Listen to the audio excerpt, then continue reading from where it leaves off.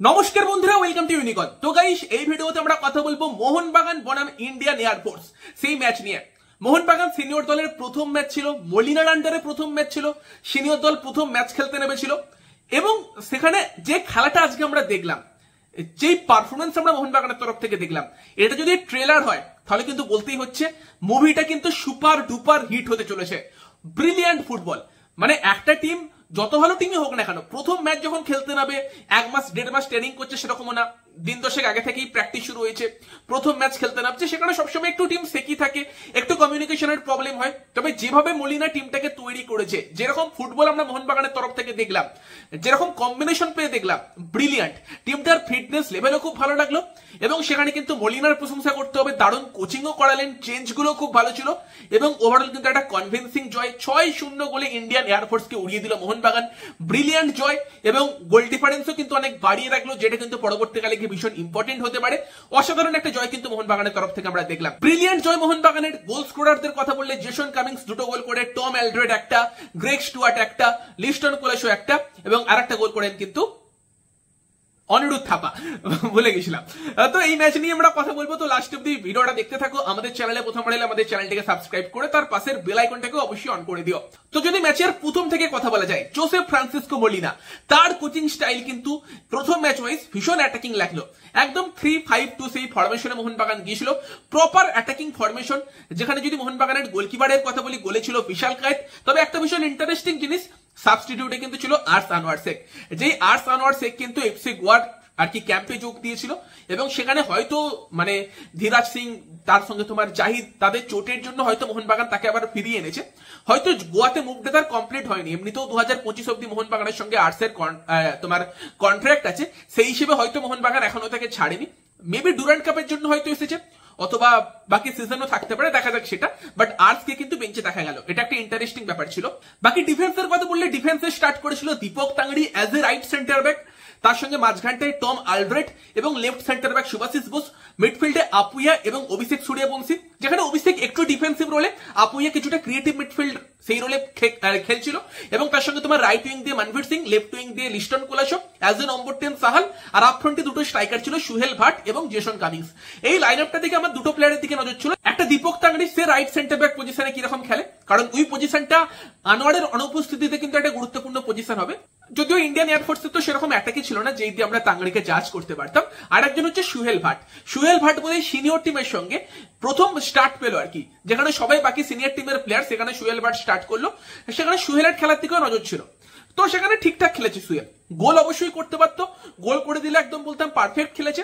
গোল করা ছাড়া বাকি সবকিছু করেছে, পারফেক্ট করেছে, শুধু গোলটা তার করা উচিত ছিল, অনেকগুলো সুযোগও পেয়েছিল। তবে মোহনবাগানের যে দুটো প্লেয়ারের খেলা ব্রিলিয়ান্ট লেগেছে, একজন হচ্ছে শাহাল আব্দুল সামাদ আর একজন লিস্টন কোলাসো। লিস্টন তো প্রথম থেকেই বাঁ দিক দিয়ে আগুন ছড়াচ্ছিল, ব্রিলিয়ান্ট খেলছিল লিস্টন, যতক্ষণ খেলেছে প্রচুর চান্স ক্রিয়েট করেছে। আর সাহাল তো আলাদাই খেলেছে আজকের ম্যাচে। সাহালের থ্রু পাস গুলো ভাই ট্রিট, চোখের জন্য মানে আরামদায়ক পাস দিচ্ছিল, মানে কি বলবো সেরকম ব্যাপার। সেখানে কিন্তু সাহাল বোধহয় গোটা ম্যাচে খানাস্টেক চান্স ক্রিয়েট করেছে, নিজেও গোল করতে পারতো, পোস্টে মেরেছে এবং সুহেল ভাটকে দিয়ে 3টে গোল করানোর মতো পাস দিয়েছিল শাহাল আব্দুল সামাদ। বাকি প্রথম থেকে 2টো না 3টে অ্যাসিস্টও করেছে। তো সেখানে কিন্তু শাহাল ব্রিলিয়ান্ট, শাহালের অসাধারণ ফুটবল আমরা দেখেছি। মিডফিল্ডে কিন্তু অভিষেক, আপুইয়া, তারপর অভিষেকের সঙ্গে থাপা, সেই কম্বিনেশনটাও ভালো চলেছে। বাঁদিকের উইং দিয়ে তো লিস্টনের কথা বললামই, সুহেলও চেষ্টা করে গিয়েছে, কামিংস গোল করেছে। মনভীরকে কিন্তু মনভীর সুলভ ছন্দে পাওয়া যায়নি, যদিও লাস্টের দিকে গিয়ে যখন সে সেন্টার ফরওয়ার্ড খেলছিল একটা অ্যাসিস্ট করেছে। বাট বাঁদিকের উইং দিয়ে যতটা লিস্টনকে আমরা অ্যাক্টিভ দেখছিলাম, ডান দিকে মনভীরকে অতটা পাইনি। যদি আমরা ম্যাচের প্রথম থেকে কথা বলি, তো সেখানে একদম শুরু থেকেই প্রথম 3 মিনিটেই মোহনবাগান 3টে অ্যাটাক করে ফেলেছিল। একদম প্রথম থেকে মোহনবাগান মানে অ্যাক্সিলারেটরে পা চাপিয়ে দিয়েছিল, 6 গিয়ারে স্টার্ট করেছিল, একের পর এক চান্স ক্রিয়েট হচ্ছিল এবং 3.5 মিনিটের মধ্যে মোহনবাগান প্রথম গোলটা পেয়ে যায়। প্রথম গোলটা করেন জেসন কামিংস, যেই গোলটার ক্ষেত্রে কিন্তু অবশ্যই তোমার ডিফেন্সের মিস্টেক ছিল। শাহাল আব্দুল সামাদ বল নেয়, বলটা নিয়ে খুব ভালো করে কামিংসের জন্য রাখে, কামিংস বলটা রিসিভ করে ভালো একটা ফিনিশ করে। তো কামিংসের ফিনিশে ফার্স্টে মোহনবাগান 1-0 এগিয়ে গেছিল, তারপরেও কিন্তু লিস্টন বাঁদিক দিয়ে প্রচুর অ্যাটাক করে। ফাইনাল প্রোডাক্টটা লিস্টন প্রথম দিকে ঠিকঠাক দিতে পারছিল না। আপুইয়ার থেকেও আমরা একটা ভালো শট দেখি, যেটাও গোল হতে পারতো। চান্স তো এইভাবে মোহনবাগান তৈরি করছিল এবং চান্স তৈরি করতে করতেই সেকেন্ড গোলটা চলে আসে। সেকেন্ড গোলটা কিন্তু করেন হচ্ছে টম আলড্রেট, যেই গোলটা কিন্তু আসে হচ্ছে একটা ফ্রি কিক থেকে। ফ্রিকিকটা নেয় কিন্তু লিস্টন কোলাসো খুব ভালো ফ্রিকিকটা রাখে এবং ওখানে কিন্তু সুহেল ভাট মারাত্মক হেডারটা নেয়। সুহেলের হেডটা ভালো ছিল, তবে সুহেলের হেডটা কিন্তু অপোনেন্ট গোলকিপার সেভ করলে বলটা টম আলড্রেডের সামনে চলে আসে এবং টম আলড্রেড ওখান থেকে একটা ইজি ফিনিশ করে কিন্তু 2-0 লিডটা মোহনবাগানকে দিয়ে দেয়। এবং তারপরে একের পর এক চান্স মোহনবাগান ক্রিয়েট করে গেছে, এত চান্স ক্রিয়েট করেছে ভাই বলা কঠিন।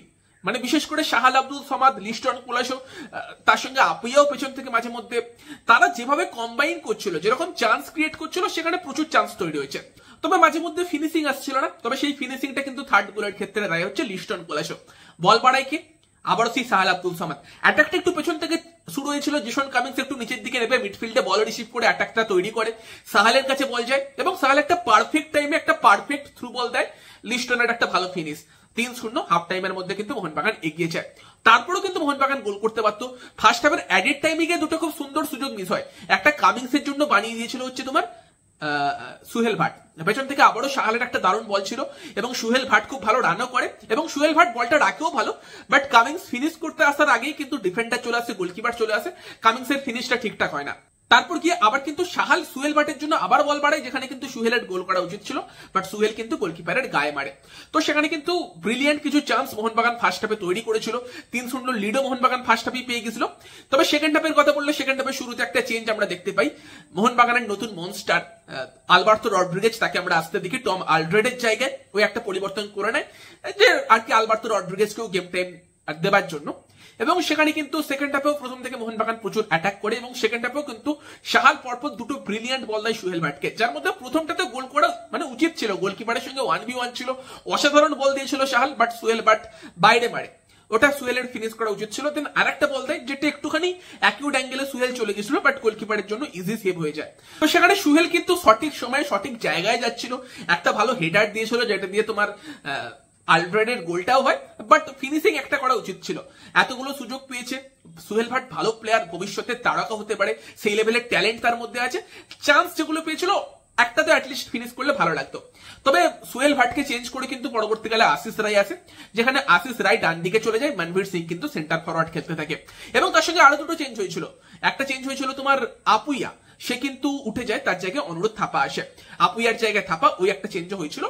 এবং থাপা এসে আপুইয়া যে রোলটাই খেলছিল একটু অ্যাডভান্স রোলে, অভিষেক একটু পেছন থেকে, সেই রোলটাই থাপা নেয় এবং থাপা কিন্তু এসে একটা চান্স ক্রিয়েট করে এবং তারপর কিন্তু থাপা একটা ব্রিলিয়ান্ট গোল করে। থাপার গোলটাও অসাধারণ গোল ছিল, যেই গোলটার ক্ষেত্রে লিস্টন কোলাসো বাঁ দিক দিয়ে থাপার জন্য বলটা রাখে এবং বক্সের মাথা থেকে অসাধারণ ভলি, ম্যাচের সেরা গোল এটা কি বলা যেতে পারে, থাপার একটা অসাধারণ ভলি এবং সেই গোলটা কিন্তু 4-0 করে দেয়।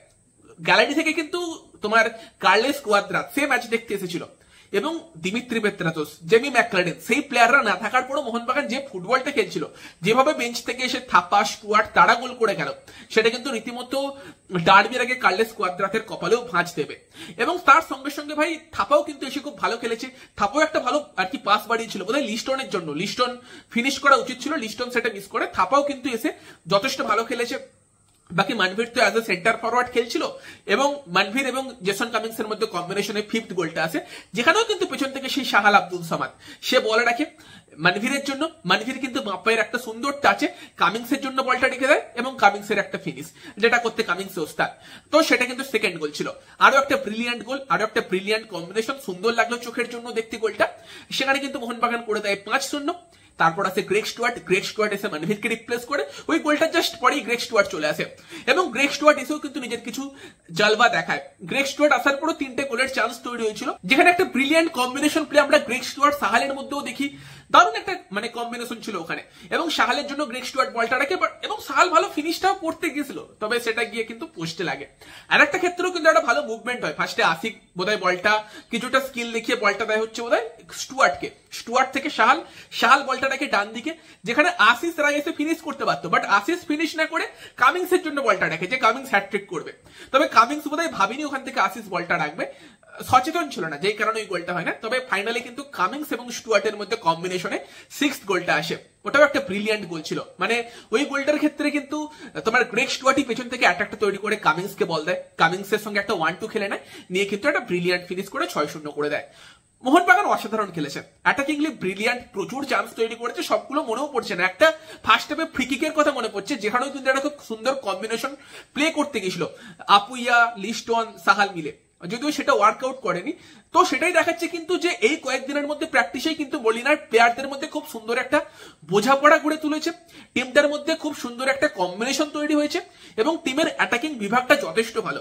অবশ্যই খেলাটা ছিল তোমার এয়ারফোর্সের এগেনস্টে, ভালো টিমের এগেনস্টে আরো বড় চ্যালেঞ্জ থাকবে, সেই ম্যাচে আরো আমরা বেটার জাজ করতে পারবো টিমকে। বাট এয়ারফোর্সের এগেনস্টে খেলা দিয়েও কিন্তু মোহনবাগানের এই টিমটা যে সামনের মরশুমে কি করতে চলেছে সেটা কিন্তু বোঝা যাচ্ছে। এবং তার সঙ্গে সঙ্গে দিমিত্রি পেত্রাতোস, জেমি ম্যাকলারেন, তাদের তো আসা এখনো বাকি আছে। আর যদি সাহালেই ফর্মটা কন্টিনিউ করতে পারে আলাদাই হয়ে যাবে, মানে সেখানে কিন্তু কামিংস, ম্যাকলারেন তাদের জন্য মজায় মজা। তারা তো মেনলি ফিনিশার, প্রচুর গোলের চান্স কিন্তু তারা পেতে চলেছে, যেখানে সাহাল, তার সঙ্গে তোমার দিমিত্রি পেত্রাতোস, গ্রেগ স্টুয়ার্ট, পেছন থেকে আপুইয়া, থাপা, বাঁ দিক দিয়ে লিস্টন, ডান দিক দিয়ে মানভীর, তাদের জন্য প্রচুর চান্স কিন্তু আসতে চলেছে। আশিকের কথা বললে আশিক অনেকদিন বাদে এলো, অনেকদিন বাদে আশিকের জন্য একটা ওয়েলকাম ব্যাক আমরা দেখলাম। এবং সেই জায়গাতে দাঁড়িয়ে হ্যাঁ প্রথম দিকে একটুখানি মনে হচ্ছিল যে আশিক এখনো ছন্দে নেই, তবে কিন্তু আস্তে আস্তে খেলতে খেলতে কিন্তু আশিককেও নিজের কিছুটা পুরনো ছন্দে পাওয়া যাচ্ছে। একটা বছর বাদে সে কামব্যাক করছে, সময় একটু লাগবে নিজের পুরো ছন্দে ফিরতে। আলবার্তো রড্রিগেজের কথা বললে সেরকম বিশাল কিছু তার মানে দরকার পড়েনি, মাঝে মধ্যে ডিফেন্স করেছে, লাস্টের দিকে গিয়ে একটা হেড ক্লাসও হয়েছিল। তবে আলবার্তো কিন্তু গোল পেতে পারতো, একটা ক্ষেত্রে কিন্তু আলবার্তো হেড দেয়, যেই হেডটা গিয়েও কিন্তু পোস্টে লাগে, ওটাও কিন্তু একটা গোল হতে পারতো।